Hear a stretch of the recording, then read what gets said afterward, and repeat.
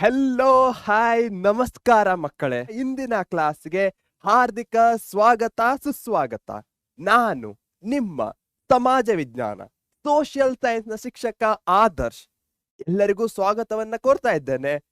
ಹಾಗಾದರೆ ಬನ್ನಿ ನಮ್ಮ ಇಂದಿನ 4ನೇ chapter opposition to British rule in Karnataka and Wodeyars of Mysore ಅದನ್ನ ಮುಂದೆ ವರ್ಸೋಣ.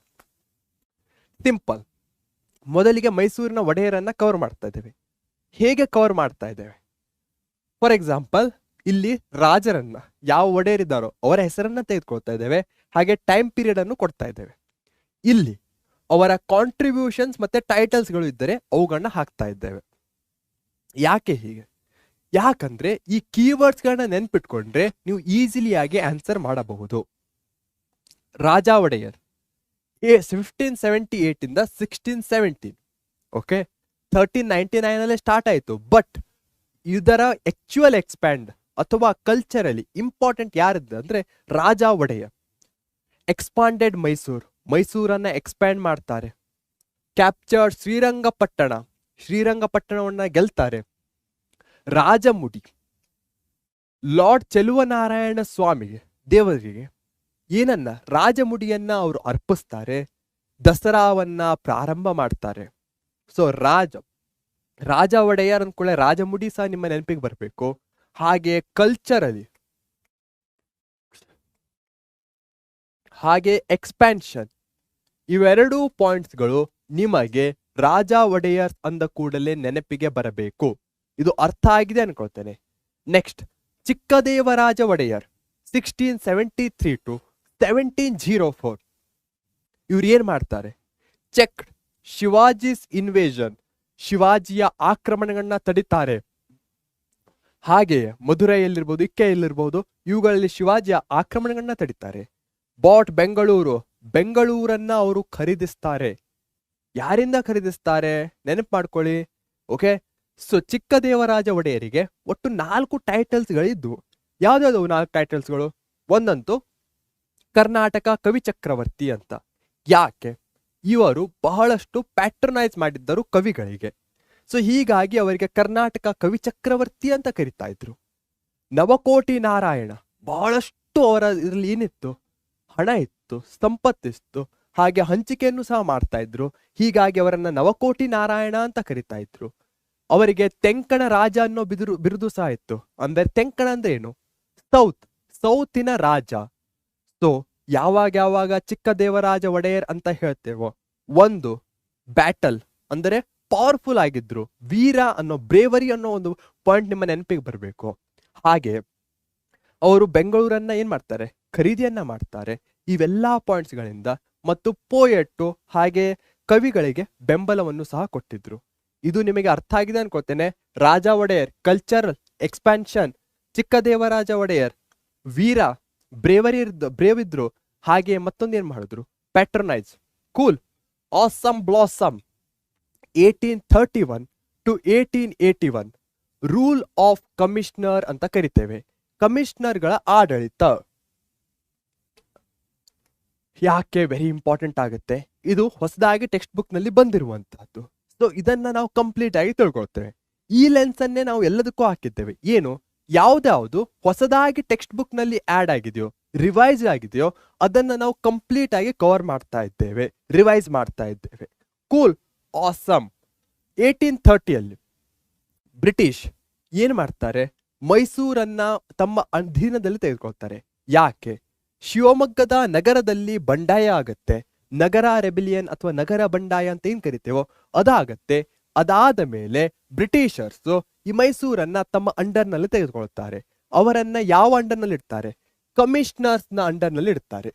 ಸೊ ಕಮಿಷನರ್ಸ್ ನ under 1831 to 1881 period. 2 commissioners very very very important ಆಗುತ್ತೆ. ಮಾರ್ಕ್ ಕಬ್ಬನ್ ಪಾರ್ಕ್ ಏನಾದ್ರು ಹೆಸರು ಕೇಳಿದ್ದೀರಾ? ಅವರಿಗೂ ಹಾಗೆ ಈ ಮಾರ್ಕ್ ಕಬ್ಬನ್ ಅವರಿಗೂ ಏನಾದ್ರು ರಿಲೇಷನ್ ಇದೆಯಾ? ಯೋಚಿಸಿ. ಮಾರ್ಕ್ ಕಬ್ಬನ್ 27 ಇಯರ್ಸ್ ತನಕ ಕಮಿಷನರ್ ಆಗಿದ್ರು. ಹಾಗೆ LB ಬೌರಿಂಗ್ 8 ಇಯರ್ಸ್ ವರೆಗೆ ಕಮಿಷನರ್ ಆಗಿದ್ರು.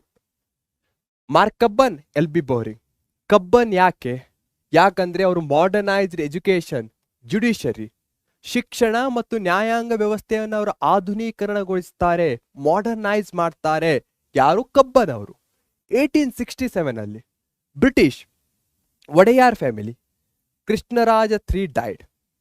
1867 ಅಲ್ಲಿ ಕಮಿಷನರ್ ಆಗಿದ್ದಂತಹ ಯಾರು? ಗಾರ್ಡನ್. ಅವರು ಏನ್ ಮಾಡ್ತಾರೆ? ಅವರು ಕಮಿಷನರ್ಸ್ನಿಂದ ಅಧಿಕಾರವನ್ನ ಮೈಸೂರು ಒಡೆಯರಿಗೆ ಟ್ರಾನ್ಸ್ಫರ್ ಮಾಡ್ತಾರೆ. ಬಟ್ ಒಂದು ಕಂಡೀಷನ್ ಅನ್ನ ಹೇರ್ತಾರೆ. ಏನು? Only the successor of Krishnaraja Wodeyar the third, Mummadi Krishnaraja ಒಡೆಯರ್ನ ಉತ್ತರಾಧಿಕಾರಿ ಮಾತ್ರ ಅಧಿಕಾರವನ್ನ ಸ್ವೀಕರಿಸಬೇಕು.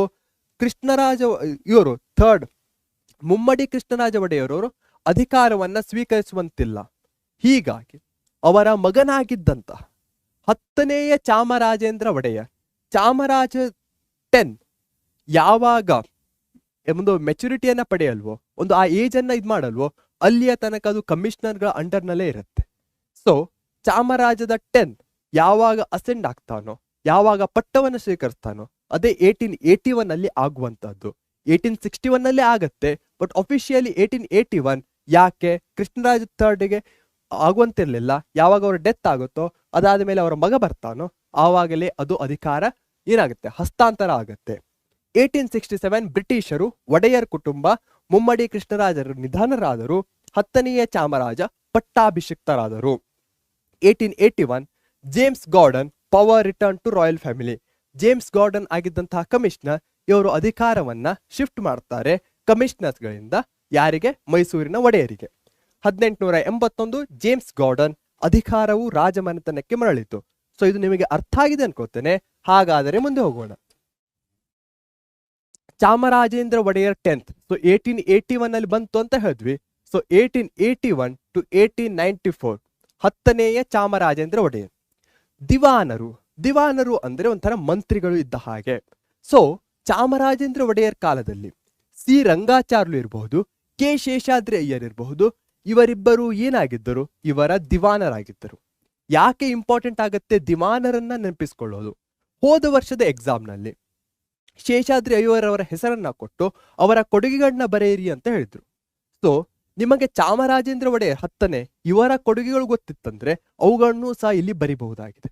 ಯಾಕಂದ್ರೆ ಇವರಿಬ್ಬರು ಸಮಕಾಲೀನರು, ಹಾಗೆ ಇವರ ಅಂಡರ್ನಲ್ಲೇ ಇವರಿರ್ತಿದ್ರು. ಸೊ ಇದು ನಿಮಗೆ ಅರ್ಥ ಆಗಿದೆ ಅನ್ಕೊಳ್ತೇನೆ ಯಾಕೆ ದಿವಾನರನ್ನ ನಾವಿಲ್ಲಿ ಕೊಟ್ಟಿದ್ದೇವೆ ಅಂತ. ಬಹಳಷ್ಟು ಕೊಡುಗೆಗಳನ್ನ ಕೊಟ್ಟರು. ಮೈಸೂರು ರಿಪ್ರೆಸೆಂಟೇಟಿವ್ ಅಸೆಂಬ್ಲಿ, ಮೈಸೂರು ಪ್ರಜಾಪ್ರತಿನಿಧಿ ಸಭೆ. ಈಗ ಹೇಗೆ ವಿಧಾನಸಭೆ ಇದೆ, ಲೋಕಸಭೆ ಇದೆ, ಅದೇ ರೀತಿಯಾಗಿ ಆಗಿನ ಕಾಲದಲ್ಲಿ ಅವರು ಮೈಸೂರು ಪ್ರಜಾಪ್ರತಿನಿಧಿ ಸಭೆಯನ್ನ ತಂದರು.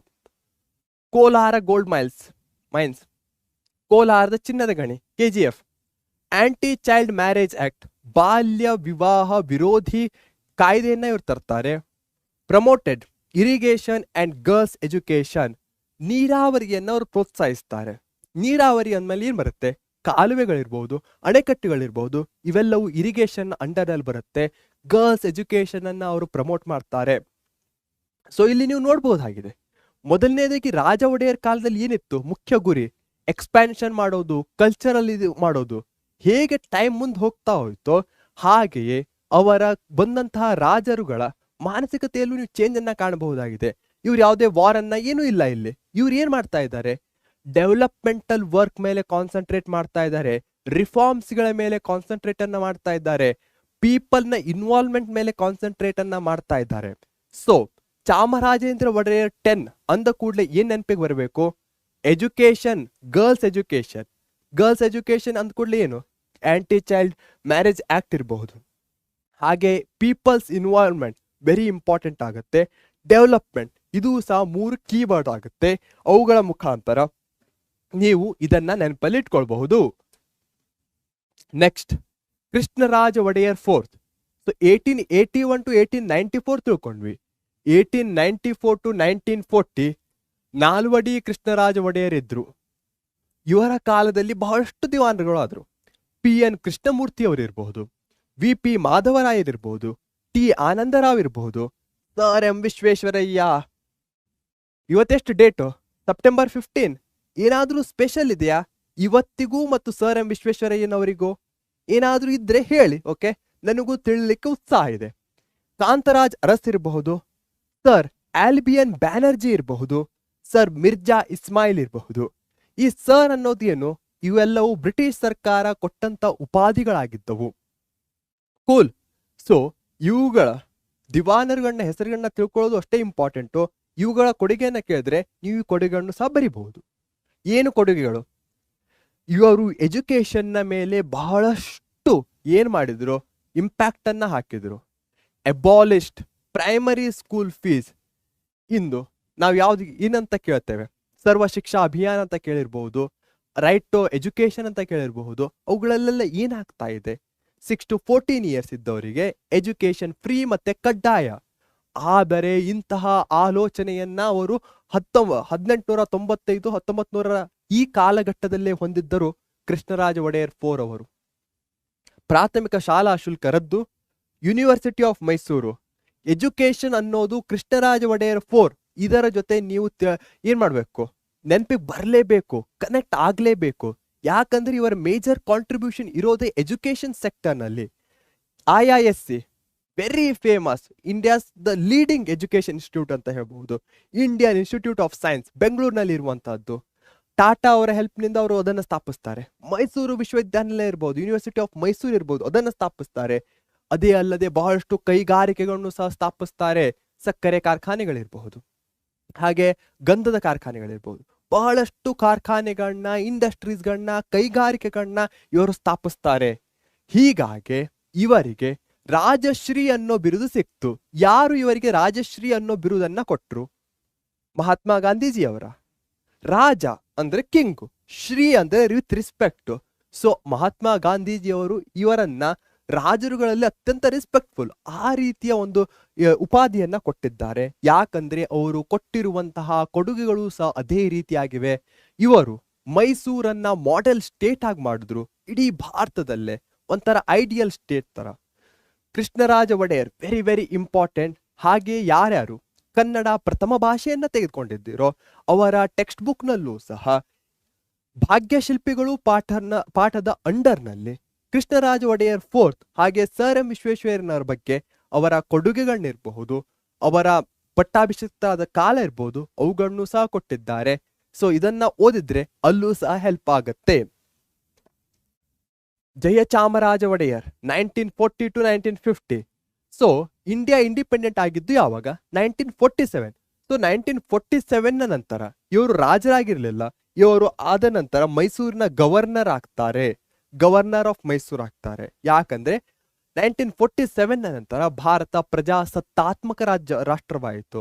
ಪ್ರಜೆಗಳೇ ಪ್ರಭುಗಳು. ಸೊ ಇಲ್ಲಿ ಯಾವುದೇ ರಾಜರು ಪ್ರಭುಗಳು ಇರಲಿಲ್ಲ.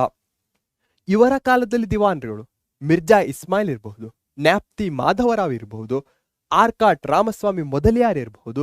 ಇವರು ಈ ಕಾಲದಲ್ಲಿ ಇದ್ದಂತಹ ದಿವಾನರು. ಈಗ ನೋಡಿ ಟೈಮ್ ಹೇಗೆ ಚೇಂಜ್ ಆಗಿದೆ ಅಂತ. ಎಜುಕೇಶನ್ಗೆ ಪುಷ್ ಮಾಡ್ತಾ ಇದ್ರು ಹಿಂದವರು. ಈಗ ಇಲ್ಲಿ ಬಂದಂತಹವರೆಲ್ಲರೂ ಸ್ಕಾಲರ್ಸ್, ವಿದ್ವಾಂಸರಾಗಿ ಇವರೇ ವಿದ್ವಾಂಸರಾಗಿದ್ರು. ಅಷ್ಟೇ ಅಲ್ಲದೆ ಎಕ್ಸ್ಟ್ರಾ ಕರಿಕ್ಯುಲರ್ ಆಕ್ಟಿವಿಟೀಸ್ ಅಂತ ಏನ್ ಕರಿತೇವೋ, ಮೋರ್ ದೆನ್ ಡೆವಲಪ್ಮೆಂಟ್. ಈಗ ಮನುಷ್ಯನ ನೀಡ್ಸ್ಗಳು ಸಹ ಅಷ್ಟೇ ಚೇಂಜ್ ಆಗ್ತಾ ಇದೆ. ಹಾಗೆ ಆತ ಏನು ಡೆವಲಪ್ಮೆಂಟ್ ಅಂತ ಕನ್ಸಿಡರ್ ಮಾಡ್ತಾ ಇದ್ದಾನೆ ಅದರ ಪ್ಯಾರಾಮೀಟರ್ ಸಹ ಚೇಂಜ್ ಆಗ್ತಾ ಇದೆ. ಸಂಗೀತ ಇರಬಹುದು, ಕಲೆಗಳು ಇರಬಹುದು, ಇವೆಲ್ಲವೂ ಜನರಲ್ಲಿ ಒಂದು ದೊಡ್ಡ ಪಾಠ ಆಗಿದ್ದು ಅವರ ಜೀವನದಲ್ಲಿ. ಸೊ ಹೀಗಾಗಿ ಮ್ಯೂಸಿಕಾಲಜಿಸ್ಟ್, ಸಂಗೀತ ಶಾಸ್ತ್ರಜ್ಞರಾಗಿದ್ರು ಇವರು. ಪ್ಯಾಟ್ರನ್ ಆಫ್ ಆರ್ಟ್ಸ್, ಕಲೆಗಳ ಪೋಷಕರಾಗಿದ್ರು. ಗವರ್ನರ್ ಆಫ್ ಮೈಸೂರು ಆಗ್ತಾರೆ ಭಾರತದ ಸ್ವಾತಂತ್ರ್ಯದ ನಂತರ. ಸೊ ಈ ಎಲ್ಲಾ ಒಡೆಯರಿಂದ ನಾವು ಒಂದು ಸ್ಟೋರಿಯನ್ನು ಸಹ ಫಾರ್ಮ್ ಮಾಡಬಹುದಾಗಿದೆ. ಯಾವ ಸ್ಟೋರಿ? ಭಾರತದ ಒಂದು ಗ್ರೋತ್ನ ಸ್ಟೋರಿಯನ್ನು ಸಹ ಕಾಣಬಹುದಾಗಿದೆ. ಹೇಗೆ ಕಾಲಕ್ಕೆ ತಕ್ಕಂತೆ ಬದಲಾವಣೆಗಳಾಗ್ತವೆ ಅದನ್ನು ಸಹ ನಾವು ಗುರುತಿಸಬಹುದಾಗಿದೆ. ಸೂಪರ್. ಯಾಕಂದ್ರೆ ನಾವು ಒಡೆಯರನ್ನ ಮುಗಿಸಿದ್ದೇವೆ. ನೆಕ್ಸ್ಟ್ ಇರುವಂತಹದ್ದು ಟಿಪ್ಪು ಸುಲ್ತಾನ್ ಹೈದರ್ ಅಲಿ. ಇವರಿಬ್ಬರು ಬರ್ತಾರೆ, ಅದರ ಜೊತೆಗೆ ಬ್ರಿಟಿಷರು ಬರ್ತಾರೆ. ಇಬ್ಬರೂ ಬಂದ ಮೇಲೆ ಏನಾಗಬೇಕು? ಯುದ್ಧಗಳು ಆಗಬೇಕು. 4 ಆಂಗ್ಲೋ ಮೈಸೂರು ಯುದ್ಧಗಳು ಆಗತ್ತೆ. ವೆರಿ ವೆರಿ ವೆರಿ ಇಂಪಾರ್ಟೆಂಟ್ ಆಗತ್ತೆ. ಅದರಲ್ಲೂ 3rd ಮತ್ತೆ 4th ಸಿಕ್ಕಾಪಟ್ಟೆ ಇಂಪಾರ್ಟೆಂಟ್ ಆಗತ್ತೆ ಎಕ್ಸಾಮ್ ಪಾಯಿಂಟ್ ಆಫ್ ವ್ಯೂದಿಂದ. Okay, Anglo Mysore wars, making and breaking of the tripartite alliance, ತ್ರಿಪಕ್ಷ ಒಕ್ಕೂಟ. ಸೊ ಯಾವಾಗ 3 ಅಂತ ಹೇಳ್ತಾ ಇದ್ದೇವೆ, ಯಾರ್ಯಾರು ಬರ್ತಾ ಇದ್ದಾರೆ? ಆಲ್ಮೋಸ್ಟ್ ಒಬ್ರಂತೂ ಬ್ರಿಟಿಷರು ಇರಲೇಬೇಕು. ಮತ್ತೊಬ್ರು ಯಾರು? ನಿಜಾಮರು ಬರ್ತಾರೆ, ಮತ್ತೊಬ್ರು ಮರಾಠರು ಬರ್ತಾರೆ. ಸೊ ಬ್ರಿಟಿಷರು, ನಿಜಾಮರು ಮತ್ತು ಮರಾಠರ ಒಂದು ಟ್ರೈ ಅಲಯನ್ಸ್ ಫಾರ್ಮ್ ಆಗ್ತಾ ಇದೆ. ಯಾರ ವಿರುದ್ಧ ಫಾರ್ಮ್ ಆಗ್ತಾ ಇದೆ? ಹೈದರ್ ಅಲಿಯ ವಿರುದ್ಧ ಫಾರ್ಮ್ ಆಗ್ತಾ ಇದೆ, ಟಿಪ್ಪು ಸುಲ್ತಾನ್ನ ವಿರುದ್ಧ ಫಾರ್ಮ್ ಆಗ್ತಾ ಇದೆ. ಯಾಕಂದ್ರೆ ಒಂಟಿಯಾಗಿ ಇವರನ್ನ ಎದುರಿಸೋದು ಕಷ್ಟ ಅನ್ನೋದು ಬ್ರಿಟಿಷರಿಗೂ ಸಹ ಗೊತ್ತಿತ್ತು. ಯಾಕೆ? ಹೈದರ್ ಅಲಿ ಏನ್ ಮಾಡಿದ್ದ? ಕ್ಯಾನನ್ಸ್ಗಳಿರ್ಬೋದು, ಮಿಸೈಲ್ಸ್ಗಳಿರ್ಬಹುದು, ಆತನ ಆರ್ಮಿ ಸಹ ಮಾಡರ್ನೈಸ್ ಆಗಿತ್ತು, ಯುರೋಪಿಯನ್ ಮಾದರಿಯಲ್ಲೇ ಇತ್ತು. ಹೀಗಾಗಿ ಆತನನ್ನ ಎದುರಿಸಲು ಇವರು ಈ ಅಲಯನ್ಸ್ ಜೊತೆಗೆ ಬರ್ತಾರೆ. Lightning attacks by Hyder Ali, ಇವರ ಒಂದು ಒಕ್ಕೂಟ ಬರುತ್ತೆ ಇವರನ್ನ ಎದುರಿಸಲು. ಹೈದರ್ ಅಲಿ ಸಹ ಟ್ರೈ ಮಾಡ್ತಾನೆ ಅವರನ್ನ ತನ್ನ ಪಕ್ಷಕ್ಕೆ ಕರೆದುಕೊಳ್ಳಲು, ಈ ಒಂದು ಅಲಯನ್ಸ್ ಅನ್ನ ಮುರಿಯಲು. ಯಾಕಂದ್ರೆ ಇವನಿಗೂ ಗೊತ್ತಿತ್ತು ಈ ಅಲಯನ್ಸ್ ಸ್ಟ್ರಾಂಗ್ ಇದೆ ಅಂತ. Until I break it I can't win. So ಹೀಗಾಗಿ ಅವರು ಸಹ ಈ ಅಲಯನ್ಸ್ ಅನ್ನ ಬ್ರೇಕ್ ಮಾಡಲು ಪ್ರಯತ್ನವನ್ನ ಪಡ್ತಾರೆ. ಆದರೆ ಹಾಗೆ ಹೈದರ್ ಅಲಿ ಸಹ ಒಬ್ಬ ಚಾಣಾಕ್ಷನಾಗಿರ್ತಾನೆ. ಆತ ಲೈಟ್ನಿಂಗ್ ಅಟ್ಯಾಕ್ಸ್ ಅನ್ನು ಸಹ ಮಾಡ್ತಾನೆ. ಯಾರ ಮೇಲೆ? ಈ ಒಕ್ಕೂಟದ ಮೇಲೆ ಹೈದರ್ ಅಲಿನ ಮಿಂಚಿನ ದಾಳಿಗಳಾಗುತ್ತೆ. ಪ್ಯಾನಿಕಿಂಗ್ ಬ್ರಿಟಿಷ್ ಆರ್ಮಿ, ಭಯಭೀತರಾದ ಬ್ರಿಟಿಷ್ ಸೇನೆ. ಎಲ್ಲಿ? ಮದ್ರಾಸ್ ತನಕ ಯಾರು? ಹೈದರ್ ಅಲಿ ಹೋಗ್ಮುಟ್ತಾನೆ. ಮದ್ರಾಸ್ ತನಕ ಹೋಗ್ಮುಟ್ಟಿದ ಮೇಲೆ ಏನಾಗುತ್ತೆ? ಬ್ರಿಟಿಷರಿಗೆ ನಡುಕ ಆಗತ್ತೆ. ಯಾಕಂದ್ರೆ ಹೈದರ್ ಅಲಿ ಈಗ ನಮ್ಮ ಬಾಗಿಲಲ್ಲೇ ಇದ್ದಾನೆ ಅಂತ ಅವರಿಗೆ ಹೆದರಿಕೆ ಆಗತ್ತೆ. ಅದೇ ಪ್ಯಾನಿಕಿಂಗ್ ಅನ್ನ ನಾವಿಲ್ಲಿ ಕಾಣಬಹುದಾಗಿದೆ. ಇದಾದ ಮೇಲೆ ಮದ್ರಾಸ್ ಟ್ರೀಟಿ ಆಗತ್ತೆ. ಸೊ ಮದ್ರಾಸ್ ಟ್ರೀಟಿ ಆಗತ್ತೆ 1769 ಅಲ್ಲಿ. ಅದಾದ ಮೇಲೆ ಟ್ರೀಟಿಯ ನಂತರ ಏನಾಗತ್ತೆ? ಬ್ರಿಟಿಷರು ಎಲ್ಲಿಯ ತನಕ ಆ ಟ್ರೀಟಿ ಅವರಿಗೆ, ಅವರು ಒಂದು ಪೊಸಿಷನ್ ದಲ್ಲಿದ್ದಾಗ, ಸ್ಟ್ರಾಂಗ್ ಪೊಸಿಷನ್ ದಲ್ಲಿದ್ದಾಗ ಟ್ರೀಟಿಯನ್ನ ಮುರಿತಾರೆ. ಮತ್ತೇನ್ ಮಾಡ್ತಾರೆ? ಆ ಪ್ರದೇಶಗಳನ್ನ ಕ್ಯಾಪ್ಚರ್ ಮಾಡ್ತಾರೆ. ಇಲ್ಲೂ ಸಹ ಅದೇ ಆಗ್ತಾ ಇರೋದು. ಮದ್ರಾಸ್ ಒಪ್ಪಂದವನ್ನ ಬ್ರಿಟಿಷರು ಮುರಿತಾರೆ. ಅದಾದ ಮೇಲೆ Hyder Ali captures many regions of Carnatic ಇರಬಹುದು and threatens to attack the east coast. ಇದು ಈಸ್ಟ್ ಕೋಸ್ಟ್ ನ ರೀಜನ್ ಆಗಿದೆ. ಸೊ ಕಾರ್ನಾಟಿಕ್ ನ ರೀಜನ್ಸ್ ಗಳನ್ನ ಆತ ಕ್ಯಾಪ್ಚರ್ ಮಾಡ್ಕೊಳ್ತಾನೆ. ಮೊದಲಿಗೆ ಮದ್ರಾಸನ್ನ ಕ್ಯಾಪ್ಚರ್ ಹೋಗಿರ್ತಾನೆ ಅಲ್ಲಿ ಬಾಗಿಲ್ ತನಕ. ನೆಕ್ಸ್ಟ್ ಮದ್ರಾಸ್ ಟ್ರೀಟಿ ಆದ್ಮೇಲೆ ಬ್ರಿಟಿಷರು ಇವರ ವಿರುದ್ಧ ಬಂದಾಗ, ಹಾಗೆಯೇ ಬೇರೆ ಬೇರೆ ಅಲಯನ್ಸ್ ಗಳು ಫಾರ್ಮ್ ಆದಾಗ ಇವರು ಹೈದರ್ ಅಲಿಗೆ ಸಪೋರ್ಟ್ ಮಾಡಲ್ಲ. ಅಷ್ಟೇ ಅಲ್ಲದೆ ಅಟ್ಯಾಕ್ ಸಹ ಮಾಡ್ತಾರೆ. ಹೀಗಾಗಿ ಹೈದರ್ ಅಲಿ ಮತ್ತೆ ಏನ್ ಮಾಡ್ತಾನೆ? ಲೈಟ್ನಿಂಗ್ ಅಟ್ಯಾಕ್ಸ್ ಅನ್ನ ಮಾಡ್ತಾನೆ, ಕ್ಯಾಪ್ಚರ್ ಮಾಡ್ತಾನೆ ಕಾರ್ನಾಟಿಕ್ ನ ರೀಜನ್ಸ್ ಗಳಿರಬಹುದು. ಹೈದರ್ ಅಲಿ ಕರ್ನಾಟಕದ ಅನೇಕ ಪ್ರದೇಶಗಳನ್ನ ವಶಪಡಿಸಿಕೊಂಡನು ಮತ್ತು ಪೂರ್ವ ಕರಾವಳಿಯ ಮೇಲೆ ದಾಳಿ ಮಾಡುವ ಬೆದರಿಕೆ ಹಾಕುತ್ತಾನೆ. ಅದಾದ ಮೇಲೆ ಯಾರು ಬರ್ತಾರೆ? ಸರ್ ಅಯ್ಯರ್ ಕೂಟ್ ಬರ್ತಾರೆ. Sir Eyre Coote followed Hyder Ali's army to the Pondicherry but the French refuse to support him. So ಇಲ್ಲಿ ಹೈದರ್ ಅಲಿ ಫ್ರೆಂಚರ ಸಪೋರ್ಟ್ ಅನ್ನ ಕೇಳ್ತಾನೆ, ಆದರೆ ಫ್ರೆಂಚರು ಆತನಿಗೆ ಸಪೋರ್ಟ್ ಅನ್ನ ಕೊಡಲ್ಲ. ಸರ್ ಅಯ್ಯರ್ ಕೂಟ್ ಏನ್ ಮಾಡ್ತಾನೆ? ಹೈದರ್ ಅಲಿಯನ್ನ ಎಲ್ಲಿ ತನಕ ಓಡಿಸ್ಕೊಂಡು ಹೋಗ್ತಾನೆ? ಪಾಂಡಿಚೇರಿ ತನಕ ಓಡಿಸ್ಕೊಂಡು ಹೋಗ್ತಾನೆ. ಬಟ್ ಪಾಂಡಿಚೇರಿಯಲ್ಲೂ ಸಹ ಆತನಿಗೆ ಸಪೋರ್ಟ್ ಸಿಗಲ್ಲ ಹೈದರ್ ಅಲಿಗೆ. ಸೊ ಅದಾದ್ಮೇಲೆ ಆತ ಏನ್ ಮಾಡ್ಬೇಕು? ತನ್ನ ಸ್ಟ್ರಾಟಜಿಯನ್ನ ಚೇಂಜ್ ಮಾಡ್ಬೇಕಾಗತ್ತೆ. ಕೂಲ್. ಹೀಗಿರಬೇಕಾದರೆ Hyder Ali fell sick and died. ಇದು ಯಾವುದು? ಎರಡನೇ ಆಂಗ್ಲೋ ಮೈಸೂರು ಯುದ್ಧದಲ್ಲಿ ಆಗುವಂತಹದ್ದು. ಕೊನೆಗೆ ಹೈದರ್ ಅಲಿ ಸಿಕ್ ಆಗ್ತಾನೆ, ಡೈ ಆಗ್ತಾನೆ. ಹೈದರ್ ಅಲಿಯ ನಂತರ ಯಾರು ಬರ್ತಾರೆ? ಟಿಪ್ಪು ಸುಲ್ತಾನ್ ಬರ್ತಾರೆ. ಟಿಪ್ಪು ಸುಲ್ತಾನ್ ಸಹ ಮಲ್ಬಾರ್ ರೀಜನ್ ದಲ್ಲಿ ಯುದ್ಧ ಮಾಡ್ತಾ ಇರ್ತಾರೆ. ಆ ಪ್ರದೇಶದಲ್ಲಿ ಬ್ರಿಟಿಷರು ಮಂಗಳೂರು ಮತ್ತು ಆ ಪ್ರದೇಶದಲ್ಲಿ ಕೋಸ್ಟಲ್ ಏರಿಯಾಸ್ ಗಳಲ್ಲಿ ಅಟ್ಯಾಕ್ ಮಾಡ್ತಾರೆ. ಹೀಗಿರಬೇಕಾದ್ರೆ ಆ ಮಲ್ಬಾರ್ ಪ್ರಾಂತ್ಯವನ್ನ ಬಿಟ್ಟು ಈತ ಈ ಮಂಗಳೂರು ಪ್ರಾಂತ್ಯಕ್ಕೆ ಹೋರಾಟಕ್ಕೆ ಬರ್ತಾನೆ Tipu Sultan. Salbai agreement very very important ಆಗುತ್ತೆ. ಇದನ್ನ ನಾವು ಸಾಲ್ಬಾಯ್ ಅಗ್ರಿಮೆಂಟ್ ಅನ್ನ ಎಲ್ಲಿ ತಿಳ್ಕೊಂಡಿದ್ವಿ? ಮೊದಲನೇ ಆಂಗ್ಲೋ ಮರಾಠ ಯುದ್ಧ, ಕರೆಕ್ಟ್. ಸೊ ಹಾಗಾದ್ರೆ ಟೈಮ್ ಪೀರಿಯಡ್ ಸೇಮ್ ಇರ್ಬೇಕಲ್ವಾ? ಸಾಲ್ಬಾಯ್ ಅಗ್ರಿಮೆಂಟ್ ಇರಬಹುದು, ಅದಾದ ನಂತರ ಬೆಸ್ಸಿನ ಒಪ್ಪಂದಗಳು ಇರಬಹುದು. ಇವೆಲ್ಲವುಗಳಿಂದ ಏನಾಗುತ್ತೆ? ಬ್ರಿಟಿಷರು ಮರಾಠರನ್ನ ಮತ್ತೆ ನಿಜಾಮರನ್ನ ತಮ್ಮ ಪಕ್ಷಕ್ಕೆ ಕರೆದುಕೊಂಡ್ಬಿಡ್ತಾರೆ. ಸೊ ಆಕ್ಚುಯಲ್ 3 ಏನಿತ್ತು ಟ್ರೈಪಾರ್ಟೈ ಅಲಯನ್ಸ್ ಇಲ್ಲಿ ಆಗ್ತಾ ಇರೋದನ್ನ ನಾವು ಕಾಣಬಹುದಾಗಿದೆ. British 1 over Marathas and Nizam of Hyderabad. ಬ್ರಿಟಿಷರು ಮರಾಠರು ಮತ್ತು ಹೈದರಾಬಾದ್ನ ನಿಜಾಮರನ್ನ ಗೆಲ್ತಾರೆ. ಅದಾದ ಮೇಲೆ Tipu defeated the British and Mangalore treaty happened. So ಈಗ ಡಿಸ್ಕಸ್ ಮಾಡ್ತಾ ಇದ್ದೆ, ಬ್ರಿಟಿಷರು ಮ್ಯಾಂಗ್ಳೂರನ್ನ ಅಟ್ಯಾಕ್ ಮಾಡ್ತಾನೆ. ಟಿಪ್ಪು ತನ್ನ ಆರ್ಮಿಯ ಜೊತೆ ಮ್ಯಾಂಗ್ಳೂರಿಗೆ ಹೋಗ್ತಾನೆ, ಅಲ್ಲಿ ಬ್ರಿಟಿಷರನ್ನ ಸೋಲಿಸ್ತಾನೆ. ಸೊ ಫಸ್ಟ್ ಮತ್ತೆ ಸೆಕೆಂಡ್ ಆಂಗ್ಲೋ ಮೈಸೂರು ಯುದ್ಧಗಳಲ್ಲಿ ನೀವು ಗಮನಿಸಬಹುದಾಗಿದೆ ಏನು, ಹೈದರ್ ಅಲಿ ಮತ್ತು ಟಿಪ್ಪು ಸುಲ್ತಾನ್ ಅಡ್ವಾಂಟೇಜಸ್ ಪೊಸಿಷನ್ ದಲ್ಲಿದ್ದಾರೆ. ಅದನ್ನೇ ನಾವಿಲ್ಲಿ ಕಾಣಬಹುದು. ಮ್ಯಾಂಗ್ಳೂರ್ ಟ್ರೀಟಿಯಲ್ಲೂ ಸಹ ಬಹಳಷ್ಟು ಫೇವರೇಬಲ್ ಕಂಡೀಷನ್ಸ್ ಯಾರ ಕಡೆಗಿದ್ದು? ಟಿಪ್ಪುವಿನ ಕಡೆಗಿದ್ವು. ಇದು ಮ್ಯಾಂಗಳೂರು ಟ್ರೀಟಿ ಆಗಿತ್ತು. ಹಾಗಾದ್ರೆ ಬ್ರಿಟಿಷರು ಯಾವಾಗ ಟ್ರೀಟಿ ಅವರ ಪರವಾಗಿರಲ್ವೋ, ಯಾವಾಗ ಅವ್ರು ಸ್ವಲ್ಪ ಪವರ್ಫುಲ್ ಆಗ್ತಾರೋ ಏನ್ ಮಾಡ್ತಾರೆ? ಆ ಟ್ರೀಟಿಯನ್ನೇ ಮುರಿತಾರೆ. ಇಲ್ಲೂ ಸಹ ಅದೇ ಆಗ್ತಾ ಇರೋದು. ಥರ್ಡ್ ಮತ್ತೆ ಫೋರ್ತ್ ಆಂಗ್ಲೋ ಮರಾಠಾ ವಾರ್ಸ್ಗಳನ್ನ ನಾವು PYQಗಳನ್ನ ಯಾವಾಗ ಡಿಸ್ಕಸ್ ಮಾಡ್ತೇವೋ ಅಲ್ಲಿ ಡಿಟೇಲ್ ಆಗಿ ಡಿಸ್ಕಸ್ ಮಾಡ್ತೇವೆ. ಓಕೆ, ಅದೇ ರೀತಿಯಾಗಿ ಈ ಚಾಪ್ಟರ್ನ ಮತ್ತೊಂದು ಭಾಗ ಏನಿದೆ? Opposition to British rule. Correct. So opposition to British rule ಅಲ್ಲಿ ಹೈದರ್ ಅಲಿ ಮತ್ತೆ ಟಿಪ್ಪು ಸುಲ್ತಾನ್ ಬಗ್ಗೆ ತಿಳ್ಕೊಂಡ್ವಿ. ಹಾಗೆಯೇ ಕರ್ನಾಟಕದ ಬಹಳಷ್ಟು ಪ್ರದೇಶಗಳಲ್ಲಿ ಬಹಳಷ್ಟು ಸಣ್ಣ ಸಣ್ಣ ರಾಜರಿರಬಹುದು, ರಾಣಿಯರಿರಬಹುದು, ಅವರೂ ಸಹ ಬ್ರಿಟಿಷರ ವಿರುದ್ಧ ಹೋರಾಡ್ತಾರೆ. ಅವರ ಯಾವ ಕನ್ನಿಂಗ್ ಪಾಲಿಸೀಸ್ಗಳಿರುತ್ತೋ ಅವುಗಳ ವಿರುದ್ಧ ಹೋರಾಡ್ತಾರೆ. ಅಂತಹವರಲ್ಲಿ ಕಿತ್ತೂರು ರಾಣಿ ಚೆನ್ನಮ್ಮ ಅತ್ಯಂತ ಪ್ರಮುಖರಾದವಳು. ಕಿತ್ತೂರಿನ ರಾಣಿ. ಓಕೆ, ಯಾರ್ಯಾರು ಹುಬ್ಬಳ್ಳಿಯ ಕಿತ್ತೂರು ಚೆನ್ನಮ್ಮ ಸರ್ಕಲ್ ಅನ್ನು ನೋಡಿರ್ತಾರೆ, ಅಲ್ಲಿ ಏನಿದೆ? ಕಿತ್ತೂರು ರಾಣಿ ಚೆನ್ನಮ್ಮ ಈ ರೀತಿಯಾಗಿ ಕುದುರೆ ಮೇಲೆ ನಿಂತಿರುವಂತಹ ಭಂಗಿ ಇದೆ. ಡಾಕ್ಟ್ರಿನ್ ಆಫ್ ಲ್ಯಾಪ್ಸ್, ದತ್ತು ಮಕ್ಕಳಿಗೆ ಹಕ್ಕಿಲ್ಲ ನೀತಿ. ಕ್ವಶನ್, ಇದನ್ನ ಯಾರು ತಂದ್ರು? Who brought doctrine of lapse? Dalhousie ಯಾವಾಗ ತಂದ್ರು? 1848 ಅಲ್ಲಿ ತಂದ್ರು.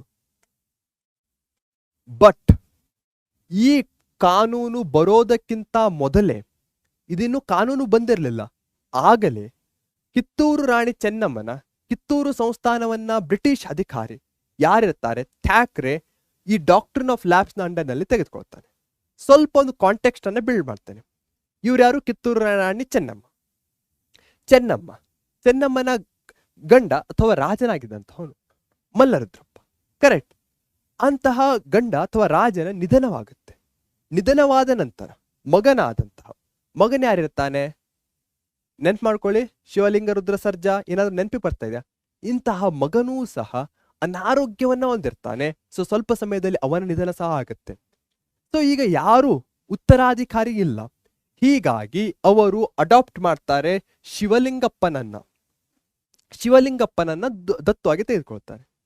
ದತ್ತು ಆಗಿ ತೆಗೆದುಕೊಂಡ ನಂತರ ಅಲ್ಲಿ ಒಬ್ಬ ಅಧಿಕಾರಿ ಬರ್ತಾನೆ. ಆತನೇ ಥ್ಯಾಕ್ರೆ, ಬ್ರಿಟಿಷ್ ಅಧಿಕಾರಿ ಥ್ಯಾಕ್ರೆ. ಆತ ಅಲ್ಲಿನ ಕಲೆಕ್ಟರ್ ಆಗಿರ್ತಾನೆ. ಆತ ಏನ್ ಹೇಳ್ತಾನೆ? ದತ್ತು ಮಕ್ಕಳಿಗೆ ಹಕ್ಕಿಲ್ಲ ನೀತಿ ಅಂತ ಹೇಳ್ತಾನೆ. ಯಾವಾಗ ದತ್ತು ಮಕ್ಕಳಿಗೆ ಹಕ್ಕಿಲ್ಲ ಅಂತ ಹೇಳ್ತಾನೋ, ರಿಪೋರ್ಟ್ ಅನ್ನ ಸಬ್ಮಿಟ್ ಮಾಡ್ತಾನೋ, ಅದಾದ ಮೇಲೆ ಥ್ಯಾಕ್ರೆ ಮತ್ತು ರಾಣಿ ಚೆನ್ನಮ್ಮ ನಡುವೆ ಯುದ್ಧ ಆಗುತ್ತೆ. ಆ ಯುದ್ಧದಲ್ಲಿ ಥ್ಯಾಕ್ರೆ ಸಾಯ್ತಾನೆ. ಸೊ ಕಿತ್ತೂರು ರಾಣಿ ಚೆನ್ನಮ್ಮಗೆ ಜಯವಾಗುತ್ತೆ. ಅದಾದ ನಂತರ ಬ್ರಿಟಿಷರು ಇನ್ನೂ ದೊಡ್ಡ ಫೋರ್ಸ್ ನಲ್ಲಿ ಬರ್ತಾರೆ. ಯುದ್ಧ ಮತ್ತು ಪ್ರತಿರೋಧ, ಸೆಕೆಂಡ್ ಬ್ಯಾಟಲ್, ಎರಡನೇ ಯುದ್ಧವಾಗುತ್ತೆ. ಅದರಲ್ಲಿ ಕಿತ್ತೂರು ರಾಣಿ ಚೆನ್ನಮ್ಮಳನ್ನ ಬಂಧಿಸಲಾಗುತ್ತೆ. ಹಾಗೆಯೇ ಅವಳನ್ನ ಬೈಲಹೊಂಗಲದ ಕಾರಾಗೃಹದಲ್ಲಿ ಇಡಲಾಗುತ್ತೆ. ಈ ರೀತಿಯಾಗಿ ಕಾರಾಗೃಹದಲ್ಲಿ ಇದ್ದರೂ ಸಹ, ಯುದ್ಧ ಭೂಮಿಯಲ್ಲೂ ಸಹ ಏನಾಗಿದ್ದರು?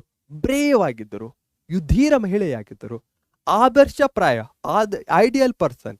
ನಮ್ಮ ಕರ್ನಾಟಕದಲ್ಲಿ ಯಾರಾದರೂ ವೀರರಾಗಿದ್ದರೆ, ಹಾಗೆ ಮಹಿಳೆ ಆಗಿದ್ದರೆ ಅವರನ್ನ ನಾವು ಕಿತ್ತೂರು ರಾಣಿ ಚೆನ್ನಮ್ಮನ ತರ ಇದೆಯಾ ಅಂತ ಹೇಳ್ತೇವೆ. ಸೊ ಇದು ಅವರ ಲೆಗಸಿ ಆಗಿದೆ. ಇದು ಅರ್ಥ ಆಗಿದೆ ಅನ್ಕೊಳ್ತೇನೆ. ಬನ್ನಿ ಮುಂದೆ ಹೋಗೋಣ. Rebellion of Amarasulya, Puttabasappa. ಅಮರಸುಳ್ಯದ ಬಂಡಾಯ ಪುಟ್ಟಬಸಪ್ಪ.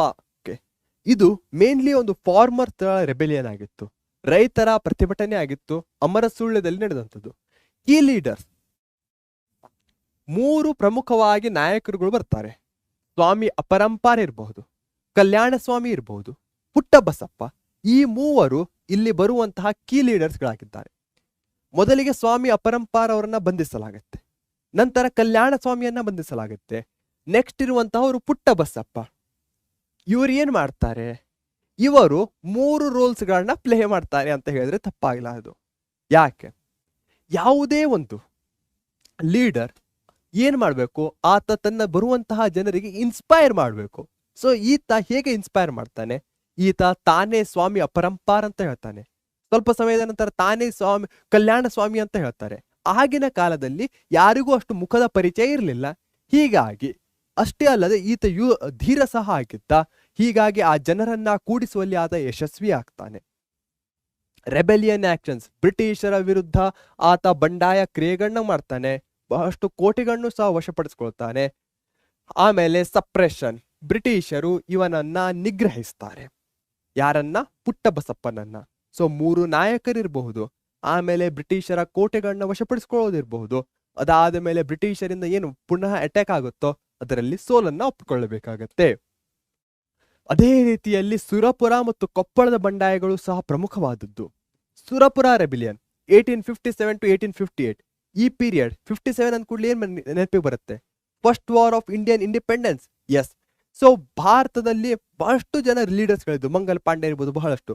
ಆದರೆ ಕರ್ನಾಟಕದಲ್ಲಿ ಬರೋದಾದ್ರೆ ಹಿಸ್ಟೋರಿಯನ್ಸ್, ಇತಿಹಾಸಕಾರರು ಕರ್ನಾಟಕದ ನಾಯಕ ಅಂತ ಯಾರನ್ನ ಗುರುತಿಸ್ತಾರೆ? ವೆಂಕಟಪ್ಪ ನಾಯಕನನ್ನ. ಯಾವುದರದ್ದು? ಕರ್ನಾಟಕದ ಸ್ವಾತಂತ್ರ್ಯ ಸಂಗ್ರಾಮದ್ದು, ಭಾರತ ಪ್ರಥಮ ಸ್ವಾತಂತ್ರ್ಯ ಸಂಗ್ರಾಮದ ಕರ್ನಾಟಕದ ನಾಯಕ ವೀರ ನಾಯಕ ವೆಂಕಟಪ್ಪ ನಾಯಕನಾಗಿರ್ತಾನೆ. ಹಾಗೆ ಇಲ್ಲಿ ಮೆಡೋಸ್ ಟೇಲರ್ ಅನ್ನೋ ಒಂದು ಅಧಿಕಾರಿಯ ಹೆಸರನ್ನು ಸಹ ನೆನಪಿಗೆ ಮಾಡ್ಕೊಳ್ಬೇಕು. ಈ ಮೆಡೋಸ್ ಟೇಲರೇ ವೆಂಕಟಪ್ಪ ನಾಯಕನಿಗೆ ಶಿಕ್ಷಣವನ್ನ ಕೊಡಿಸಿರ್ತಾರೆ. ಹಾಗೆ ಬಹಳಷ್ಟು ರಿಫಾರ್ಮ್ಸ್ಗಳನ್ನು ಸಹ ತಂದಿರ್ತಾರೆ. ಅದಾದ ಮೇಲೆ ಬಂಡಾಯ ಆಗತ್ತೆ, ಬ್ರಿಟಿಷರು ಇದನ್ನು ಸಹ ನಿಗ್ರಹಿಸ್ತಾರೆ. ಸುರಪುರ ಬಂಡಾಯ. ಕೊಪ್ಪಳ ರೆಬಿಲಿಯನ್ ನೆಕ್ಸ್ಟ್ ಬರುತ್ತೆ, ಮಿಡ್ 19th ಸೆಂಚುರಿಯಲ್ಲಿ ಬರುವಂತಹದ್ದು. ಕೊಪ್ಪಳದ ಬಂಡಾಯ 19ನೇ ಶತಮಾನದ ಮಧ್ಯಭಾಗ. ಇಲ್ಲಿ ಜಮೀನ್ದಾರ್ ಫಾರ್ಮರ್ ರೆಬಿಲಿಯನ್ಸ್ ಅನ್ನ ನೋಡಿದ್ವಿ ನಾವು. ಹಾಗೆ ಸುರಪುರದ ಒಂಥರ ರಾಜನ ತರ ಇರ್ತಾರೆ. ಅದೇ ರೀತಿ ರಾಜರ ಬಂಡಾಯಗಳನ್ನ ನೋಡಿದ್ವಿ. ಇಲ್ಲಿ ಜಮೀನ್ದಾರಿ. ಸೊ ಎಲ್ಲಿ ಕ್ರಿಯೇಟ್ ಆಗಿತ್ತು ಜಮೀನ್ದಾರಿ ಅನ್ನೋ ಕ್ಲಾಸು? ನೆನಪಿಗೆ ಬರ್ತಾ ಇದೆಯಾ? ಕಮೆಂಟ್ ಮಾಡಿ. ಸೊ ವೀರಪ್ಪ ಒಬ್ಬ ಜಮೀನ್ದಾರನಾಗಿರ್ತಾನೆ. ಆತ ಜಮೀನ್ದಾರನ್ನ ಒಗ್ಗೂಡಿಸಿ ಬ್ರಿಟಿಷರ ವಿರುದ್ಧ ಹೋರಾಟವನ್ನ ಮಾಡ್ತಾನೆ. ಹಿ ವಾಸ್ ಕ್ಯಾಪ್ಚರ್ಡ್, ಬಂಧನ. ಆತ ಕ್ಯಾಪ್ಚರ್ ಆಗ್ತಾನೆ, ಬಂಧನಕ್ಕೊಳಪಡ್ತಾನೆ. ಆದರೆ ಈತ ಒಬ್ಬ ಗುಡ್ ವಾರಿಯರ್ ಅಥವಾ ಒಂದು ಉತ್ತಮ ಯೋಧನಂತ ಹೆಸರಾಗಿದ್ದಾನೆ. ಯಾಕಂದ್ರೆ ಈತ ಸೈನ್ಯವನ್ನ ಕಟ್ತಾನೆ, ಜಮೀನ್ದಾರನ್ನ ಕೂಡಿಸ್ತಾನೆ, ಬ್ರಿಟಿಷರ ವಿರುದ್ಧ ಹೋರಾಡುವಂತೆ ಪ್ರೋತ್ಸಾಹಿಸ್ತಾನೆ. ಹೀಗಾಗಿ ಆತನನ್ನ ಒಬ್ಬ ಗುಡ್ ವಾರಿಯರ್ ಅಂತ ಹೇಳ್ತಾರೆ. ಸೂಪರ್. ಸೊ ಅತ್ಯಂತ ಈಸಿ ಆಗಿರುವಂತಹ ಪ್ರಶ್ನೆ, ಆಲ್ರೆಡಿ ಡಿಸ್ಕಸ್ ಮಾಡಿರುವಂತಹದ್ದೇ, ನಾನು ಹೆಚ್ಚಿಗೆ ಎಕ್ಸ್ಪ್ಲೇನ್ ಮಾಡ್ಲಿಕ್ಕೆ ಹೋಗಲ್ಲ. The first Anglo Mysore war ended with, ಮೊದಲ ಆಂಗ್ಲೋ ಮೈಸೂರು ಯುದ್ಧವು ಯಾವುದರೊಂದಿಗೆ ಕೊನೆಗೊಂಡಿತು? ಟ್ರೀಟಿ ಆಫ್ ಮೈಸೂರ್, ಮೈಸೂರು ಒಪ್ಪಂದ. ಟ್ರೀಟಿ ಆಫ್ ಮದ್ರಾಸ್, ಮದ್ರಾಸ್ ಒಪ್ಪಂದ. ಟ್ರೀಟಿ ಆಫ್ ಮಂಗಳೂರು, ಮಂಗಳೂರು ಒಪ್ಪಂದ. ಟ್ರೀಟಿ ಆಫ್ ಶ್ರೀರಂಗಪಟ್ಟಣ, ಶ್ರೀರಂಗಪಟ್ಟಣ ಒಪ್ಪಂದ. Tick tick 3, 2, 1. ಆನ್ಸರ್ ಮಾಡಿದ್ರಾ? ಮಾಡಿಲ್ವಾ? ಆಪ್ಷನ್ ಅನ್ನಷ್ಟೇ ತಿಳಿಸಿ. ಓಕೆ, ಟ್ರೀಟಿ ಆಫ್ ಮದ್ರಾಸ್ ಅಥವಾ ಮದ್ರಾಸ್ ಒಪ್ಪಂದ. The first half of the 18th century was a period of great decline of the Mughal Empire justify. 18th century ಅಂತ ಹೇಳ್ತಾ ಇದ್ದಾರೆ, ಫಸ್ಟ್ ಹಾಫ್ ಅಂತ ಹೇಳ್ತಾ ಇದ್ದಾರೆ, ಮೊಘಲ್ ಎಂಪೈರ್ ಅಂತ ಹೇಳ್ತಾ ಇದ್ದಾರೆ. 18ನೇ ಶತಮಾನದ ಮೊದಲಾರ್ಧವು ಮೊಘಲ್ ಸಾಮ್ರಾಜ್ಯದ ದೊಡ್ಡ ಅವನತಿಯ ಅವಧಿಯಾಗಿದೆ. ಸಮರ್ಥಿಸಿಕೊಳ್ಳಿ. 2 ಮಾರ್ಕ್ಸ್ಗೆ ಸೆಪ್ಟೆಂಬರ್ 2018 ಅಲ್ಲಿ ಬಂದಿರುವಂತಹ ಪ್ರಶ್ನೆ. ಸಿಕ್ಕಾಪಟ್ಟೆ ಈಸಿ. ಹೇಗೆ ಮೊಘಲ್ ಎಂಪೈರ್ ಯಾಕೆ ಇದಾಯಿತು, ಡಿಕ್ಲೈನ್ ಆಯಿತು? ಔರಂಗಜೇಬನ ನಿಧನವಾಯಿತು. ಒಂದೇ ಕೀವರ್ಡು, ಡೆತ್ ಆಫ್ ಔರಂಗಜೇಬ್. ಅದರಿಂದ ಈ ಆನ್ಸರ್ ಅನ್ನ ಬರೀಬಹುದು. The death of Aurangzeb, the Mughal emperor in 1707 was the main reason. His death weakened the Mughal empire. 1707ರಲ್ಲಿ ಮೊಘಲ್ ಚಕ್ರವರ್ತಿ ಔರಂಗಜೇಬನ ಮರಣವು ಮುಖ್ಯ ಕಾರಣವಾಗಿತ್ತು. ಅವನ ಮರಣವು ಮೊಘಲ್ ಸಾಮ್ರಾಜ್ಯವನ್ನ ದುರ್ಬಲಗೊಳಿಸಿತು. As a result Mughal lost political control over South India. So southern ಇಂಡಿಯಾದಲ್ಲಿ ಅವರ ಪೊಲಿಟಿಕಲ್ ಕಂಟ್ರೋಲ್ ಹೋಯಿತು. ಪರಿಣಾಮವಾಗಿ ಮೊಘಲ್ ಸಾಮ್ರಾಜ್ಯ ದಕ್ಷಿಣ ಭಾರತದ ಮೇಲೆ ತನ್ನ ರಾಜಕೀಯ ನಿಯಂತ್ರಣವನ್ನ ಕಳೆದುಕೊಂಡಿತು. ಇದು ಅರ್ಥ ಆಗಿದೆ ಅನ್ಕೊಳ್ತೇನೆ. ಬನ್ನಿ ಮುಂದೆ ಹೋಗೋಣ. Why do we remember Mysuru Wodeyar? ಇದೊಂಥರ ಯುನಿಕ್ ಆಗಿರುವಂತಹ ಕ್ವಶನ್. ಯಾಕೆ ಯುನಿಕ್ ಆಗಿರುವಂತಹ ಕ್ವಶನ್ ಅಂತ ಹೇಳ್ತಾ ಇದ್ದೇನೆ. ಈ ಮೈಸೂರು ಒಡೆಯರನ್ನ ಏಕೆ ನೆನಪಿಸಿಕೊಳ್ಳುತ್ತೇವೆ? ಇಲ್ಲಿ ಯಾವುದೇ ಒಂದು ಸ್ಪೆಸಿಫಿಕ್ ಆಗಿ ಕೇಳಿಲ್ಲ. ರಾಜ ಒಡೆಯರ್, ಜಯಚಾಮರಾಜೇಂದ್ರ ಒಡೆಯರ್, ಎಲ್ಲರದ್ದೂ ಕೇಳಿ ಒಂದು ಸಾರಾಂಶ, ಸಮ್ಮರಿ ಟೈಪ್ ಅಲ್ಲಿ ಬರಿಬೇಕು ಅಂತ ಹೇಳಿದ್ದಾರೆ. ಮೈಸೂರು ಒಡೆಯರನ್ನ ಏಕೆ ನೆನಪಿಸ್ಕೊಳ್ತೇವೆ? ಸೊ ಸ್ಟಾರ್ಟಿಂಗ್ ಇಂದ ಬರೋಣ. ಎಲ್ಲಿ ಸ್ಟಾರ್ಟ್ ಆಯ್ತು? ಯಾರು ಸ್ಟಾರ್ಟ್ ಮಾಡಿದ್ರು ಇದನ್ನ? ಯದುರಾಯ ಮತ್ತೆ ಕೃಷ್ಣರಾಯ ಇವರು ಇದರ ಸಂಸ್ಥಾಪಕರಾಗಿರ್ತಾರೆ. ರಾಜ ಒಡೆಯರ್ ಏನು ಮಾಡ್ತಾನೆ? ಎಕ್ಸ್ಪ್ಯಾನ್ಷನ್ ಮಾಡ್ತಾನೆ. Captured Srirangapatna and made capital of Mysuru. ಶ್ರೀರಂಗಪಟ್ಟಣವನ್ನು ವಶಪಡಿಸಿಕೊಂಡು ಮತ್ತು ಮೈಸೂರಿನ ರಾಜಧಾನಿಯನ್ನಾಗಿ ಮಾಡಿದರು. ಚಿಕ್ಕದೇವರಾಜ ಒಡೆಯರ್ ಏನ್ ಮಾಡ್ತಾರೆ? ವಿಸ್ತೃತ ಮತ್ತು ಸರ್ವತೋಮುಖ ಅಭಿವೃದ್ಧಿ, expanded and all round development ಮಾಡ್ತಾರೆ. ಯಾರ ಕಾಲದಲ್ಲಿ? ಚಿಕ್ಕದೇವರಾಜ ಒಡೆಯರವರ ಕಾಲದಲ್ಲಿ. ಆಮೇಲೆ ಡಿಸ್ಕಸ್ ಮಾಡಿರುವ ಹಾಗೆ ಕೃಷ್ಣರಾಜ ಒಡೆಯರ್ ಫೋರ್ತ್ ಅಥವಾ ನಾಲ್ವಡಿ ಕೃಷ್ಣರಾಜ ಒಡೆಯರ್ ಇವರ ಕಾಲದಲ್ಲಿ ಏನಾಗುತ್ತೆ? Most progressive among native States, model state ಅಂತಾನು ಕರಿತೇವೆ.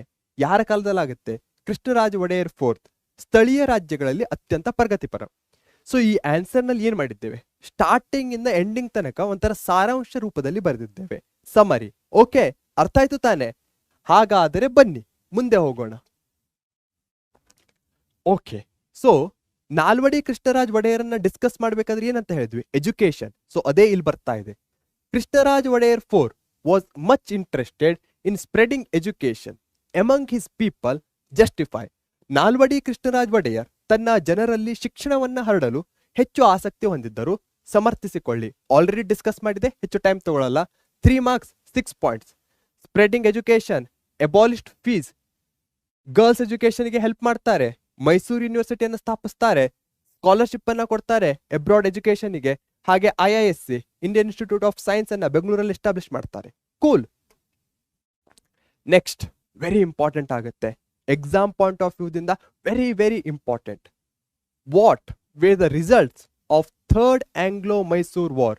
ಮೂರನೇ ಆಂಗ್ಲೋ ಮೈಸೂರ್ ವಾರ್ ಯುದ್ಧದ ಫಲಿತಾಂಶಗಳೇನು? ಸೊ ಥರ್ಡ್ ಆಂಗ್ಲೋ ಮೈಸೂರ್ ವಾರ್ ಯಾವ ಟ್ರೀಟಿಯೊಂದಿಗೆ ಎಂಡ್ ಆಗುತ್ತೆ ಅದನ್ನ ಬರಿಬೇಕು. ಶ್ರೀರಂಗಪಟ್ಟಣ ಟ್ರೀಟಿಯೊಂದಿಗೆ 1792 ಅಲ್ಲಿ ಇದು ಎಂಡ್ ಆಗುತ್ತೆ. ಸೊ ಅದಾದ ಮೇಲೆ ಆ ಟ್ರೀಟಿಯಲ್ಲಿ ಅನ್ಫೇವರೇಬಲ್ ಕಂಡೀಷನ್ಸ್ಗಳಿದ್ವು. ಯಾರಿಗೆ? ಟಿಪ್ಪು ಸುಲ್ತಾನ್ಗೆ. ಯಾವ ಅನ್ಫೇವರೇಬಲ್ ಕಂಡೀಷನ್ಸ್ಗಳು? ನೆನಪು ಮಾಡ್ಕೊಳ್ಳಿ ಒಂದ್ಸಲ. ಮೂರನೇ ಆಂಗ್ಲೋ ಮೈಸೂರು ಯುದ್ಧವು 1792ರಲ್ಲಿ ಶ್ರೀರಂಗಪಟ್ಟಣ ಒಪ್ಪಂದದೊಂದಿಗೆ ಕೊನೆಗೊಂಡಿತ್ತು. ಟಿಪ್ಪು ಸುಲ್ತಾನ್ ಬಲವಂತವಾಗಿ ಪಾರ್ಟ್ ಅಂದರೆ ತನ್ನ ಅರ್ಧ ಕಿಂಗ್ಡಮ್ ಅನ್ನ ಆತ ಕೊಡಬೇಕಾಯ್ತು ಬ್ರಿಟಿಷರಿಗೆ. ಸೊ ಪಾರ್ಟ್ ಇಂದ ಪಿ ಅನ್ನ ತೆಗೆದುಕೊಂಡಿರ್ತೇನೆ. Okay, pay 3 crore rupees as war damage fee. Shah Alam discuss ಮಾಡ್ಬೇಕಾದಿರ್ಬೋದು, ಮೀರ್ ಜಾಫರ್. ಏನಾಗಿತ್ತು? 1 ಪಾಯಿಂಟ್ ಕಾಮನ್ ಆಗಿ ಬರ್ತಾ ಇದೆಯಲ್ಲ, ವಾರ್ ಡ್ಯಾಮೇಜ್ ಫೀ, ಯುದ್ಧ ನಷ್ಟ ಪರಿಹಾರ. ಸೊ 3 ಕೋಟಿಗಳನ್ನ ಆತ ಯುದ್ಧ ನಷ್ಟ ಭರ್ತಿಯಾಗಿ ಕೊಡಬೇಕಾಗಿತ್ತು. ಪ್ಲೆಜ್, ತನ್ನ 2 ಗಂಡು ಮಕ್ಕಳನ್ನ ಆತ ಗ್ಯಾರಂಟಿಯಾಗಿ ಕೊಡಬೇಕಾಗಿತ್ತು ಬ್ರಿಟಿಷರಿಗೆ. ವೆರಿ ಹ್ಯೂಮಿಲಿಯೇಟಿಂಗ್ ಅಲ್ವಾ? ಯುದ್ಧ ನಷ್ಟ ಭರ್ತಿಗೆ ಗ್ಯಾರಂಟಿಯಾಗಿ ತನ್ನ 2 ಗಂಡು ಮಕ್ಕಳನ್ನ ಒತ್ತಿಯಾಗಿ ನೀಡುವುದು. ಅಂದ್ರೆ ಎಲ್ಲಿ ತನಕ 3 ಕೋಟಿ ಕೊಡಲ್ವೋ ಅಲ್ಲಿ ತನಕ 2 ಗಂಡು ಮಕ್ಕಳನ್ನು ಸಹ ಕೊಡೋ ಹಾಗಿಲ್ಲ ಬ್ರಿಟಿಷರು. Release the prisoners of wars, ಯುದ್ಧದ ಸಂದರ್ಭದಲ್ಲಿ ಸೆರೆ ಹಿಡಿದ ಸೈನಿಕರ ಬಿಡುಗಡೆ. ಸೊ 3 ಪಿಗಳು ಬರ್ತಾ ಇದೆ ಮತ್ತು 1 R ಬರ್ತಾ ಇದೆ. 3P 1 R ನ ಮುಖಾಂತರ ನೀವು ಶ್ರೀರಂಗಪಟ್ಟಣದ ಟ್ರೀಟಿಯನ್ನ ನೆನಪಲ್ಲಿ ಇಟ್ಕೊಳ್ಬಹುದು. Part, pay, pledge, release. Super. The British withdrew, ಇದಕ್ಕೆ ಇದು ಆಗಿ ಏನ್ ಕೊಡ್ತಾ ಇದ್ರು ಬ್ರಿಟಿಷರು? British withdrew the combined army from Srirangapatna. ಇದಕ್ಕೆ ಬದಲಿಯಾಗಿ ಶ್ರೀರಂಗಪಟ್ಟಣದಿಂದ ಅವರು ತನ್ನ ಆರ್ಮಿಯನ್ನ ಹಿಂತೆಗೆದುಕೊಳ್ತಾ ಇದ್ರು. ಬ್ರಿಟಿಷರು ಶ್ರೀರಂಗಪಟ್ಟಣದಿಂದ ಸಂಯೋಜಿತ ಸೈನ್ಯವನ್ನ ಹಿಂತೆಗೆದುಕೊಂಡರು. ವೆರಿ ಇಂಪಾರ್ಟೆಂಟ್ ಆಗತ್ತೆ ಎಕ್ಸಾಮ್ ಪಾಯಿಂಟ್ ಆಫ್ ವ್ಯೂದಿಂದ, ಬಹಳಷ್ಟು ಬಾರಿ ಕೇಳಿರುವಂತಹ ಪ್ರಶ್ನೆ. ಓಕೆ, ಥರ್ಡ್ ಹಾಗೆಯೇ fourth. The third and fourth Anglo Mysore wars reduce the strength of Tipu Sultan of Mysore. Justify. 3ನೇ ಮತ್ತು 4ನೇ ಆಂಗ್ಲೋ ಮೈಸೂರು ಯುದ್ಧಗಳು ಮೈಸೂರಿನ ಟಿಪ್ಪು ಸುಲ್ತಾನನ ಬಲವನ್ನ ಕಡಿಮೆ ಮಾಡಿತು. ಸಮರ್ಥಿಸಿಕೊಳ್ಳಿ. 3 ಮಾರ್ಕಿಗೆ ಏಪ್ರಿಲ್ 2020 ಸೆಪ್ಟೆಂಬರ್ 2020 ಬಂದಿರುವಂತಹ ಪ್ರಶ್ನೆ. Third Anglo Mysuru war already discuss ಮಾಡಿದ್ದೇವೆ. Srirangapatna 3P 1 R. Fourth Anglo ಮೈಸೂರಲ್ಲಿ ಏನಾಗುತ್ತೆ?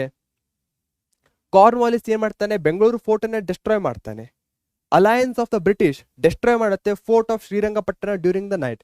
ರಾತ್ರಿಯಲ್ಲಿ ಬ್ರಿಟಿಷರ ಮೈತ್ರಿ ಶ್ರೀರಂಗಪಟ್ಟಣ ಕೋಟೆಯನ್ನ ನಾಶಪಡಿಸಿತು. Tipu Sultan signed a treaty of Srirangapatna which had unfavourable conditions. Already discuss ಮಾಡಿರುವಂತದ್ದೇ, ಮತ್ತೆ ಡೀಪ್ ಆಗಿ ಹೋಗಲ್ಲ. Part with half his kingdom, pay 3 crore rupees, plus 2 of his sons, release the prisoners. 3P 1 R. ಹಾಗೆಯೇ ಅದಾದ ನಂತರ ಆತನನ್ನ ಸಬ್ಸಿಡರಿ ಅಲಯನ್ಸ್ ಅಲ್ಲಿ ಬರೋ ಹಾಗೆ ಕೇಳ್ತಾರೆ ಬ್ರಿಟಿಷರು. But he opposed subsidiary alliance. The United army of the British attacked Srirangapatna and destroyed the fort once again. So ಅದಕ್ಕೆ ಏನಾಗ್ತದೆ? ಶ್ರೀರಂಗಪಟ್ಟಣದ ಮೇಲೆ ಮತ್ತೆ ಅಟ್ಯಾಕ್ ಮಾಡ್ತಾರೆ, ಮತ್ತೆ ಡೆಸ್ಟ್ರಾಯ್ ಮಾಡ್ತಾರೆ.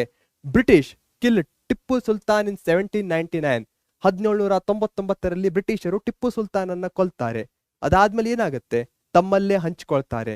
ನಿಜಾಮ್ರಿರ್ಬಹುದು, ಮರಾಠರಿರ್ಬಹುದು, ಬ್ರಿಟಿಷರು ಹಾಗೆ ಒಂದು ಸಣ್ಣ ಕಿಂಗ್ಡಮ್ ಅನ್ನ, ಪ್ಲೇಸಸ್ ಅನ್ನ ಮೈಸೂರಿನ ಒಡೆಯರ್ಸ್ಗೂ ಕೊಡ್ತಾರೆ. Cool. How did Dhondia Wagh fight against the British? Dhondia Wagh ಬ್ರಿಟಿಷರ ವಿರುದ್ಧ ಹೇಗೆ ಹೋರಾಡಿದರು? 4 ಮಾರ್ಕ್ಸ್ಗೆ ಏಪ್ರಿಲ್ 2022ರಲ್ಲಿ ಬಂದಿರುವಂತಹ ಪ್ರಶ್ನೆ. ದೋಂಡಿಯಾ ವಾಗ್ ಏನಾಗಿದ್ದ? ಆತ ಒಬ್ಬ ಕ್ಯಾವಲ್ರಿ ಅಂದ್ರೆ ಅಶ್ವಾರೋಹಿ ಸೈನಿಕನಾಗಿ ಸ್ಟಾರ್ಟ್ ಮಾಡಿ ಮಿಲಿಟರಿ ಜನರಲ್ ತನಕ ಆಗಿರ್ತಾನೆ. ಅದಾದ ಮೇಲೆ ಟಿಪ್ಪುವಿನ ಜೊತೆ ಮನಸ್ತಾಪವಾಗಿ ಆತನನ್ನ ಜೈಲಿಗೆ ಹಾಕಲಾಗತ್ತೆ. 4ನೇ ಆಂಗ್ಲೋ ಮೈಸೂರು ನಂತರ ರಿಲೀಸ್ ಮಾಡಲಾಗತ್ತೆ. ರಿಲೀಸ್ ಮಾಡಿದ ನಂತರ ಆತ ಏನ್ ಮಾಡ್ತಾನೆ? ಬಿಲ್ಟ್ ಆರ್ಮಿ, ಆತನೇ ಒಂದು ಸೈನ್ಯವನ್ನ ಕಟ್ತಾನೆ. ವೆರಿ ಇಂಪಾರ್ಟೆಂಟ್ ಆಗುತ್ತೆ. ಬಿದನೂರ್ ಇರಬಹುದು, ಶಿವಮೊಗ್ಗದ ಕೋಟೆಗಳನ್ನ ಆತ ವಶಪಡಿಸ್ಕೊಳ್ತಾನೆ. ಅನ್ಸಕ್ಸೆಸ್ಫುಲ್ ಅಟೆಂಪ್ಟ್ಸ್ ಟು ಕ್ಯಾಪ್ಚರ್ ಚಿತ್ರದುರ್ಗದ ಕೋಟೆಯನ್ನ ಆತ ಕ್ಯಾಪ್ಚರ್ ಮಾಡ್ಲಿಕ್ಕೆ ಹೋಗ್ತಾನೆ, ಆದರೆ ವಿಫಲನಾಗ್ತಾನೆ. Wellesley tried to check the rebellion. Wellesley ಈತನನ್ನ ನಿಗ್ರಹಿಸಬೇಕು ಅಂತ ಬರ್ತಾನೆ. British attack on Shivamogga, Honnalli and Harihara. Shivamogga ಇರ್ಬೋದು, ಹೊನ್ನಳ್ಳಿ ಇರ್ಬೋದು, ಹರಿಹರ, ಇವುಗಳ ಮೇಲೆ ಬ್ರಿಟಿಷರು ಅಟ್ಯಾಕ್ ಮಾಡ್ತಾರೆ. ಯಾಕೆ? ಅಲ್ಲಿ ದೋಂಡ್ಯವಾಗಿದ್ದಾನೆ ಅಂತ. ಆದ್ಮೇಲೆ ಆತ ಓಡ್ ಹೋಗ್ತಾನೆ. ಎಲ್ಲಿ ಹೋಗ್ತಾನೆ? ಗುತ್ತಿಗೆ ಆತ ಫ್ಲೈಟ್ ಟು ಗುತ್ತಿ, ಶಿಕಾರಿಪುರವನ್ನು ವಶಪಡಿಸ್ಕೊಂಡ್ಮೇಲೆ attack on Gutti by Nizam. ಅಲ್ಲಿಯ ನಿಜಾಮರು ಸಹ ಬ್ರಿಟಿಷರ ಜೊತೆ ಕೂಡಿರ್ತಾರೆ. ಸೊ ಹೀಗಾಗಿ ಗುತ್ತಿಯ ಮೇಲೆ ನಿಜಾಮರು ಅಟ್ಯಾಕ್ ಮಾಡ್ತಾರೆ. ಹೀಗಾಗಿ ಪುನಃ ಆತ ಅಲ್ಲಿಂದ ಮತ್ತೆ ಬೇರೆ ಕಡೆಗೆ ಓಡ್ಲಾಗ್ತಾನೆ. ಎಲ್ಲಿ ಹೋಗ್ತಾನೆ? ಮರಾಠ ರೀಜನ್ಸ್, ಮರಾಠರ ಪ್ರದೇಶಗಳಿಗೆ ಹೋಗ್ತಾನೆ. ಆದರೆ ಮರಾಠರ ಪ್ರದೇಶಗಳಲ್ಲೂ ಸಹ ಆತನನ್ನ ಅಟ್ಯಾಕ್ ಮಾಡಲಾಗತ್ತೆ. Continued his war despite defeat to the Marathas. ಮರಾಠರ ಸೋಲಿನ ಹೊರತಾಗಿಯೂ ತನ್ನ ಯುದ್ಧವನ್ನ ಮುಂದುವರಿಸಿದ. ಹಾಗಾದ್ರೆ ಯಾರಿದ್ರು ಆತನ ಸಪೋರ್ಟಿಗೆ? ಪಾಳೆಗಾರರು ಆತನ ಸಪೋರ್ಟ್ ನಲ್ಲಿದ್ರು. ಹಾಗೆ ಪಾಳೆಗಾರರು ಫ್ರೆಂಚರು ಇವರೆಲ್ಲರೂ ಏನಾಗಿದ್ರು? ಆತನ ಸಪೋರ್ಟ್ ನಲ್ಲಿ ಇದ್ರು. The British army followed Dhondia. ಹಾಗೆ ಬ್ರಿಟಿಷ್ ಸೈನ್ಯವು ದೋಂಡ್ಯಾವನ್ನ ಹಿಂಬಾಲಿಸುತ್ತೆ. ಕೊನೆಯದಾಗಿ ಶಿರಹಟ್ಟಿಯನ್ನ ಅವರು ವಶಪಡಿಸ್ಕೊಳ್ತಾರೆ. ದೋಂಡ್ಯಾನ ಫಾಲೋವರ್ಸ್ಗಳನ್ನ ಕೊಲೆ ಮಾಡಲಾಗತ್ತೆ. British attack from all directions. ಎಲ್ಲಾ ಕಡೆಗಳಿಂದಲೂ ಬ್ರಿಟಿಷರು ಆತನನ್ನ ಅಟ್ಯಾಕ್ ಮಾಡ್ತಾರೆ. ಅವನು ಮರಾಠ ಮತ್ತು ನಿಜಾಮರ ಒಂದು ಆರ್ಮಿಯ ಮಧ್ಯೆ ಸಿಕ್ಕಾಕೊಳ್ತಾನೆ. ಹಾಗೆ ಕೊನೆಯದಾಗಿ ಬ್ರಿಟಿಷರು ಯಲಪರ್ವಿ ಅಲ್ಲಿ ಆತನನ್ನ ಕ್ಯಾಪ್ಚರ್ ಮಾಡಿ ಆತನನ್ನ ಕೋನ್ಗಲ್ಲಲ್ಲಿ ಕೊಲ್ಲಲಾಗುತ್ತೆ. ಬ್ರಿಟಿಷರು ಯಲಪರ್ವಿ ಬಳಿ ದಾಳಿ ಮಾಡಿದರು ಮತ್ತು ಕೋನ್ಗಲ್ನಲ್ಲಿ ದೋಂಡಿಯಾನನ್ನ ಕೊಂದರು.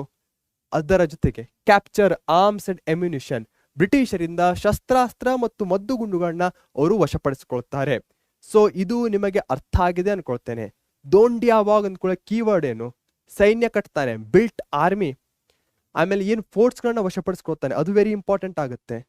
ಆಮೇಲೆ ಗುತ್ತಿ, ಅದಾದ್ಮೇಲೆ ನಿಜಾಮರು ಮತ್ತು ಮರಾಠರು ಅಟ್ಯಾಕ್ ಆಗತ್ತೆ.